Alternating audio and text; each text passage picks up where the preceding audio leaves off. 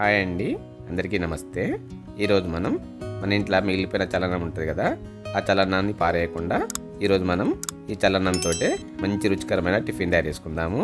ఈ టిఫిన్ తొందరగా అవుతుంది, అల్కగా అవుతుంది, రుచి కూడా మస్తు మంచిగా ఉంటుంది. అప్పటికప్పుడే తయారు చేసుకోవచ్చు. మీరు కూడా మీ ఇంట్లో ఒకసారి ఈ చలనంతో ఈ విధంగా టిఫిన్ తయారు చేసుకుని చూడుర్రి. ఇక ఇప్పుడు మనము ఈ చలనంతో టిఫిన్ తయారు చేసుకుందాము. ముందుగా నేను ఇక్కడ 1 కప్పు చలనంతో చేస్తున్నా. 1 కప్పు చలనాన్ని ఒక మిక్సర్ గ్రైండర్లో వేసుకోవాలి. అట్లనే సగం కప్పు గోధుమ రవ్వ, సగం కప్పు పెరుగు, అట్లనే సగం కప్పు నీళ్ళను కూడా వేసుకొని వీటన్నిటిని మెత్తని పేస్ట్లా గ్రైండ్ పట్టుకుంటున్నా. నీళ్ళు ఎక్కువ పోసుకొని పలసగా పట్టుకోవద్దు, కొంచెం చిక్కగానే ఉండాలి. మనం గ్రైండ్ పట్టుకున్న పిండిని వేరొక గిన్నెలో వేసుకోవాలి.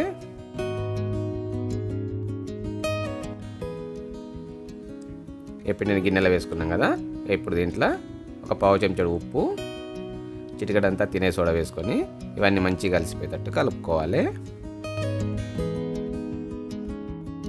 చూస్తారు కదా, పిండి అనేది మనకు మరీ గట్టిగా లేదు, మరీ పలచగా లేదు, అట్లా ఉండాలి. ఇక ఇప్పుడు స్టవ్ మీద ఒక పెనం పెట్టుకొని పెనం వేడైనాక దీనిపైన కొంచెం నూనె వేసుకొని ఈ నూనెను పెనం మొత్తం రాసుకోవాలి. నూనె రాసుకున్నాక దీని మీద కొన్ని నీళ్ళు చల్లుకొని పెనాన్ని మంచిగా తుడుచుకోవాలి. ఇట్లా చేయడం వల్ల మనం దోశ వేసుకున్నాక దోశను పెనం నుంచి మంచి అలకగా తీసుకోవచ్చు, పెనానికి అంటకపోదు. ఇక ఇప్పుడు మనం గ్రైండ్ పట్టుకున్న పిండిని ఒక గరిటెతోటి ఈ పెనం మీద వేసుకొని చిన్న గుండ్రగా దోశలాగా పోసుకోవాలి.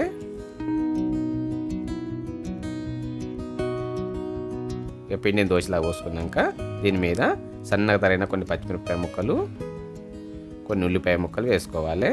అట్లనే దీని అంచుల వెంబడి కొంచెం నూనె కూడా వేసుకోవాలి.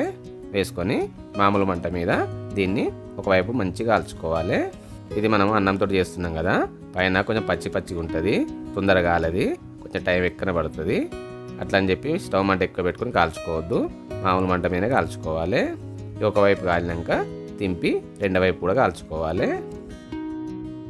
2 వైపులు మంచిగా కాలింది కదా, ఇప్పుడు వీటిని తీసి పక్కకు పెట్టుకోవాలి. ఇంతే, మనకు అప్పటికప్పుడే మిగిలిపోయిన చలనంతో మంచి రుచికరమైన టిఫిన్ తయారైపోయింది. ఇక ఈ టిఫిన్ను మనం టమాటా చట్నీతో తింటే రుచి అయితే మామూలుగా ఉండదు, మస్తు మంచిగా ఉంటుంది.